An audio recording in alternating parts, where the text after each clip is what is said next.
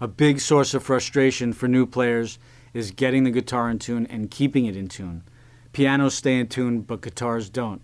Here's the solution. Buy a tuner. For around $30, you can buy yourself a good electronic guitar tuner. Here are a couple examples. This one here. Here's a neat little compact one. A lot of the guitar tuners will have built in a little microphone to pick up, and you're going to need that since you're playing an acoustic guitar. You're not going to want to plug it in anywhere. You need a guitar tuner that has a little microphone on it. Most of them do. So check out some of these in the store. See which one looks like it's got a good clear readout and it'll work well for you. Ask the guy how it works, but as long as you've got a guitar tuner, it's going to show you how to keep each string in tune so you're not guessing about what exactly you're trying to tune.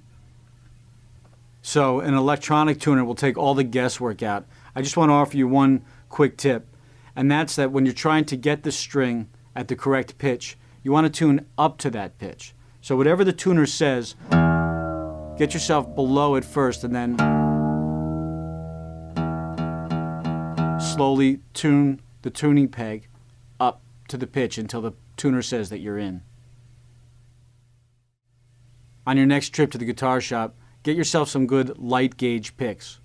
Buy a bunch of them because they're easy to use, but the ones you want will actually say light right on them most of the time.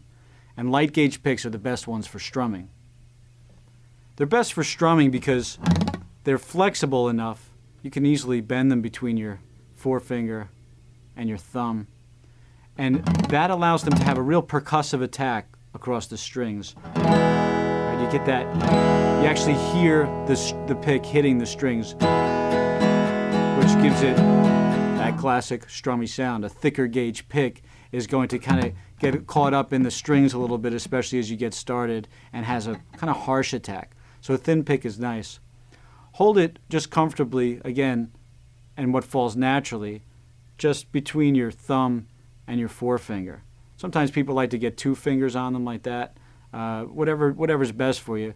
Don't grip it super hard. If you end up dropping it into the sound hole, that's all right too, if you'd like to hold it super lightly. But you just want to be able to move back and forth across the strings, as we'll show you in our musical examples, with relative comfort.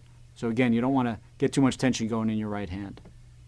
The light gauge picks we're talking about are sometimes referred to as flat picks, and I definitely recommend getting those rather than finger picks, which wrap around the tips of your finger, or another kind that kind of sits over the top of your finger like a thimble. That's for another style of playing, and it's not really what we're talking about here in Quick Start. Another thing that's often packaged when you buy a guitar, or that you might be talked into buying, which is absolutely fine, is a guitar strap.